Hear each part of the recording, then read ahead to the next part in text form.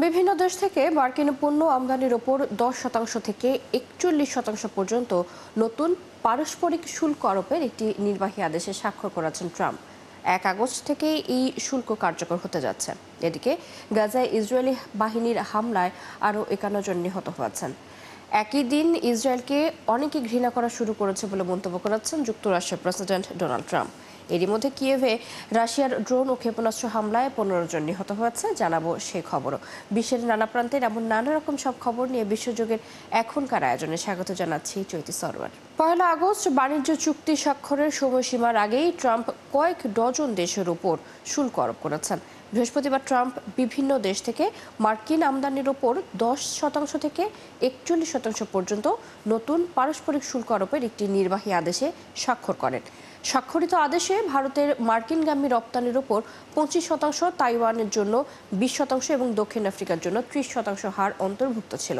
এছাড়া 41% হারে নতুন শুল্ক হারের সাথে সিরিয়া শীর্ষে রয়েছে। তালিকার পরেই রয়েছে লাওস এবং মিয়ানমার। এই দেশ দুটির উপর 40% হারে শুল্ক আরোপ করা হয়েছে। এদিকে হোয়াইট হাউস জানিয়েছে মার্কিন প্রেসিডেন্ট ডোনাল্ড ট্রাম্প একটি নতুন নির্বাহী আদেশে কানাডার শুল্ক হার 25 থেকে বাড়িয়ে 35% করেছেন। অন্যদিকে মেক্সিকোর সাথে বাণিজ্য চুক্তির জন্য সময় দিতে দেশটির ওপর উচ্চ হারের শুল্ক আরোপের সিদ্ধান্ত আরও 90 দিনের জন্য স্থগিত করেছেন ট্রাম্প। প্রেসিডেন্ট ডোনাল্ড ট্রাম্পের আরোপ করা পাল্টা শুল্ক কমাতে যুক্তরাষ্ট্র ও পাকিস্তানের মধ্যে একটি বাণিজ্য চুক্তি হয়েছে। তবে পাকিস্তানি পণ্যে নতুন করে কি পরিমাণ শুল্ক আরোপ করা হতে পারে তা এখনও প্রকাশ করা হয়নি। ওয়াশিংটনে অবস্থিত পাকিস্তানের দূতাবাস বৃহস্পতিবার সকালে এক্সে এক পোস্টে এ তথ্য জানায়। পোস্টে বলা হয়, ওই চুক্তির ফলে পাল্টা শুল্ক কমবে, বিশেষ করে যুক্তরাষ্ট্রে রপ্তানি করা পাকিস্তানি পণ্যের ওপর। এছাড়া এই চুক্তির লক্ষ্য দ্বিপক্ষীয় বাণিজ্য জোরদার করা, পণ্য রপ্তানি বাড়ানো, বিনিয়োগে আকৃষ্ট করা এবং পারস্পরিক স্বার্থ সংশ্লিষ্ট ক্ষেত্রে সহযোগিতা জোরদার করা হবে বলেও জানানো হয়। এর আগে শুল্ক নিয়ে সমঝোতার জন্য পাকিস্তানের একটি প্রতিনিধি দল বুধবার যুক্তরাষ্ট্রের জ্যেষ্ঠ কর্মকর্তাদের সাথে বৈঠক করেন। বাংলাদেশ থেকে আমদানি করা পণ্যের ওপর 15% কমিয়ে 20% শুল্ক ঠিক করেছে যুক্তরাষ্ট্র। শুক্রবার হোয়াইট হাউস জানিয়েছে তালিকায় বাংলাদেশ ছাড়াও আরও রয়েছে অনেক দেশ। এর আগে শুল্ক কমাতে মার্কিন বাণিজ্য প্রতিনিধিদের সাথে বৃহস্পতিবার টানা 3 দিন আলোচনা করেন বাংলাদেশের প্রতিনিধি দলের সদস্যরা। 31 জুলাই ওয়াশিংটন ডিসিতে বাংলাদেশ যুক্তরাষ্ট্রের তৃতীয় দফার শুল্ক আলোচনা শেষ হওয়ার পর হোয়াইট হাউস থেকে জানানো হয়, বাংলাদেশের ওপর 20% শুল্ক আরোপ করা হয়েছে। ইতিপূর্বে এই শুল্ক আরোপ করা হয়েছিল 37%, পরে কমিয়ে 35% করা হয়। শুল্ক আলোচনায় বাংলাদেশের প্রতিনিধি দলের নেতৃত্বে ছিলেন বাণিজ্য উপদেষ্টা শেখ বশিরউদ্দিন। মার্কিন শুল্ক আরোপের প্রতিক্রিয়ায় তিনি জানান, বাংলাদেশের ওপর 20% শুল্ক আরোপ করায় বাংলাদেশ প্রতিযোগিতামূলক অবস্থা থাকবে, তবে যুক্তরাষ্ট্রে রপ্তানি বাধাগ্রস্ত হবার সম্ভাবনা নেই। এ সময় তিনি 20% নিচে শুল্ক প্রত্যাশা করেছিলেন বলেও জানান। গাজায় কিডনি রোগে আক্রান্ত রোগীদের দুর্ভোগ এখন চরম আকার ধারণ করেছে। বিদ্যুৎ ও জ্বালানি সংকটের কারণে ডায়ালাইসিস বন্ধ হয়ে এরই মধ্যে বহু রোগীর মৃত্যু হয়েছে। বাকিরা ক্ষুধার কারণে ডায়ালাইসিসের যন্ত্রণা কোনোভাবেই সহ্য করতে পারছেন না। এরই মধ্যে গাজার 40% কিডনি রোগী মারা গেছেন। আরও জানাচ্ছেন ঋতু সাহা। গাজায় ক্ষুধা ও ইসরায়েলি হামলার বিরুদ্ধে প্রতিনিয়ত লড়াই চলছে ফিলিস্তিনিদের। সেখানে অসুস্থদের জন্য পর্যাপ্ত চিকিৎসা পাওয়া অনেকটাই স্বপ্ন হয়ে দাঁড়িয়েছে। তাদেরই একজন গাজার দেইর আল বালহার বাসিন্দা ইউসুফ আল আথামনা। বেশ কিছুদিন আগে কিডনি নষ্ট হয়ে যায় তার। সাধারণত কিডনি ডায়ালাইসিসের সময় রোগীদের তীব্র যন্ত্রণার মধ্যে দিয়ে যেতে হয়। তবে ইউসুফের এই যন্ত্রণাকে আরও কয়েকগুণ বাড়িয়ে দিয়েছে গাজায় চলমান দুর্ভিক্ষ। যেখানে কিডনি ডায়ালাইসিস করার আগে রোগীদের ভরপেট খেয়ে আসতে হয়, সেখানে তার কোনো খাবারই জুটছে না। আগে আমি কিডনি ডায়ালাইসিস করার আগে খাবার খেয়ে আসতাম, তখন ডায়ালাইসিস করার সময় অনেকটাই যন্ত্রণা কম হতো। তবে এখন ক্ষুধার্ত অবস্থাতেই চিকিৎসার জন্য 3 থেকে 4 ঘন্টা বসে থাকতে হয়। এতে তীব্র যন্ত্রণার পাশাপাশি রক্তচাপও অনেক কমে যায়। কিডনি রোগীদের তাজা মাংস, মুরগির মতো বিশেষ পুষ্টির প্রয়োজন। তবে এখন গাজায় তারা এই সব কিছু থেকেই বঞ্চিত। তাই তারা ডায়ালাইসিস সেশনও শেষ করতে পারছে না এবং এর ফলে তাদের শরীরে পটাশিয়াম, ইউরিয়া, কেরাটিনের মতন বিষাক্ত পদার্থের পরিমাণ অনেক বেড়ে যাচ্ছে, যা তাদের শরীরের জন্য অনেক ক্ষতিকর। জাতিসংঘ বলছে গাজার জরুরি ভিত্তিতে প্রায় 9000 রোগীকে বিদেশে স্থানান্তর করা প্রয়োজন, যাদের মধ্যে কিডনি ডায়ালাইসিস রোগীও রয়েছে। এর আগে ইসরায়েলি বাহিনী গাজার উত্তরে থাকা একমাত্র কিডনি ডায়ালাইসিস কেন্দ্রটিও ধ্বংস করে দিয়েছে। গাজার নওরা আল কাবি ডায়ালাইসিস হাসপাতালটি ধ্বংস হওয়ার পর থেকে গাজার অনেক কিডনি রোগীরাই ডায়ালাইসিস করাতে পারছেন না। অঞ্চলটির হামাস নিয়ন্ত্রিত স্বাস্থ্য মন্ত্রণালয় বলছে, চিকিৎসা সংকটের কারণে গাজার কিডনি রোগীদের মধ্যে এরই মধ্যে 40% মারা গেছেন। ঋতু সাহা, ৭১। গাজা ইসরায়েলের প্রতিরক্ষা বাহিনী আইডিএফ-এর সামরিক অভিযান শুরুর পর থেকে এ পর্যন্ত ৫৮ ইসরায়েলি সেনা আত্মহত্যা করেছেন।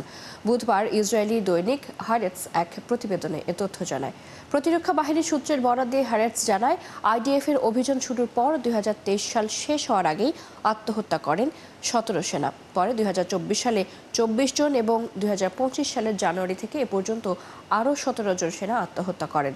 ইসরায়েলি সেনাবাহিনীতে মনোরোগ বিশেষজ্ঞ, মনোবিদ, সমাজকর্মী সহ মানসিক স্বাস্থ্য সংক্রান্ত পেশাদার ব্যক্তিদের গুরুতর ঘাটতি আছে বলেও দাবি করে হারেটস। এই ঘাটতির কারণে বিষাদ ও অবসাদগ্রস্ত সেনারা মানসিক স্বাস্থ্য বিষয়ক প্রয়োজনীয় সহায়তা পাচ্ছেন না উল্লেখ করা হয় প্রতিবেদনে। ইসরায়েলকে অনেকে ঘৃণা করা শুরু করেছে বলে মন্তব্য করেছেন যুক্তরাষ্ট্রের প্রেসিডেন্ট ডোনাল্ড ট্রাম্প। তিনি বলেন, তাদেরই অনেক সমর্থক ইসরায়েলকে ঘৃণা করা শুরু করেছে। বিশেষজ্ঞরা বলেছেন, ট্রাম্পের সমর্থকদের মধ্যে শক্তিশালী ইহুদি ও ইসরায়েল বিরোধী অবস্থান তৈরি হচ্ছে, যা হোয়াইট হাউসের নজরেও এসেছে। এরই মধ্যে প্রেসিডেন্ট ডোনাল্ড ট্রাম্প এবং তার দল রিপাবলিকান পার্টির অনেক সদস্য গাজার মানুষকে অভুক্ত রাখার বিষয়টির সমালোচনা করেন। এছাড়া ট্রাম্প ইহুদি দাতাকে বলেছেন, তার দলের অনেক সমর্থক এখন ইসরায়েলকে ঘৃণা করা শুরু করেছেন। এদিকে বিভিন্ন সংবাদ মাধ্যমে প্রতিবেদনে বলা হয়েছে, ইসরায়েলের প্রধানমন্ত্রী বেনিয়ামিন নেতানিয়াহু ও ট্রাম্পের মধ্যে এরই মধ্যে দ্বন্দ্ব শুরু হয়েছে। ফিলিস্তিনের প্রেসিডেন্ট মাহমুদ আব্বাসের ফিলিস্তিন অথরিটি এবং ফিলিস্তিন লিবারেশন অর্গানাইজেশনের কর্মকর্তাদের ওপর নিষেধাজ্ঞা আরোপ করেছে যুক্তরাষ্ট্র। বৃহস্পতিবার এ ঘোষণা দিয়েছে মার্কিন পররাষ্ট্র মন্ত্রণালয়। তারা বলেছে, নিষেধাজ্ঞা পাওয়া কর্মকর্তাদের যুক্তরাষ্ট্রের কোনো ভিসা দেওয়া হবে না। এছাড়া মার্কিন পররাষ্ট্র মন্ত্রণালয় এক বিবৃতিতে বলেছে, ফিলিস্তিন অথরিটি এবং ফিলিস্তিন লিবারেশন অর্গানাইজেশন তাদের প্রতিশ্রুতি রক্ষা না করায় এবং শান্তি প্রচেষ্টাকে ক্ষুণ্ণ করায় যুক্তরাষ্ট্রের জাতীয় নিরাপত্তার স্বার্থ বিবেচনা করে এই নিষেধাজ্ঞা আরোপ করা হয়েছে। বিবৃতিতে আরও বলা হয়, ফিলিস্তিন অথরিটি এবং ফিলিস্তিন লিবারেশন অর্গানাইজেশন ১৯৮৯ সালের PLO আইন এবং ২০০২ সালের মধ্যপ্রাচ্য শান্তি প্রতিশ্রুতি আইন মান্য করেনি, যার মধ্যে রয়েছে দখলদার ইসরায়েলকে তাদের অপকর্মের জন্য আন্তর্জাতিক আদালতের মুখোমুখির চেষ্টা করা, কথিত সন্ত্রাসবাদকে সমর্থন দেয়া এবং কথিত সন্ত্রাসী এবং তাদের পরিবারের সদস্যদের অর্থ সহায়তা দেয়া। সেপ্টেম্বরের মধ্যে তেহরান ভয়াবহ পানি সংকটে পড়তে পারে বলে জানিয়েছেন ইরানের প্রেসিডেন্ট মাসুদ পেজেশকিয়ান। এজন্য অতিরিক্ত পানি ব্যবহারের বিরুদ্ধে তেহরানবাসীকে সতর্ক করেছেন তিনি। দেশটির আধা সরকারি সংবাদ সংস্থা তাসনিম জানায়, সম্পদের সঠিক ব্যবস্থাপনা না হওয়া এবং অতিরিক্ত ব্যবহারের কারণে ইরান বারবার বিদ্যুৎ, গ্যাস ও পানি সংকটে ভুগছে। আর এর প্রেক্ষিতে গ্রীষ্মকালে বুধবার ছুটি ঘোষণা বা এক সপ্তাহের ছুটি দেওয়ার কথা বলা হলে প্রস্তাবটি প্রত্যাখ্যান করে প্রেসিডেন্ট মাসুদ পেজেশকিয়ান। অফিস আদালত বন্ধ না রেখে সঠিকভাবে পানির ব্যবহারের কথা বলেন তিনি।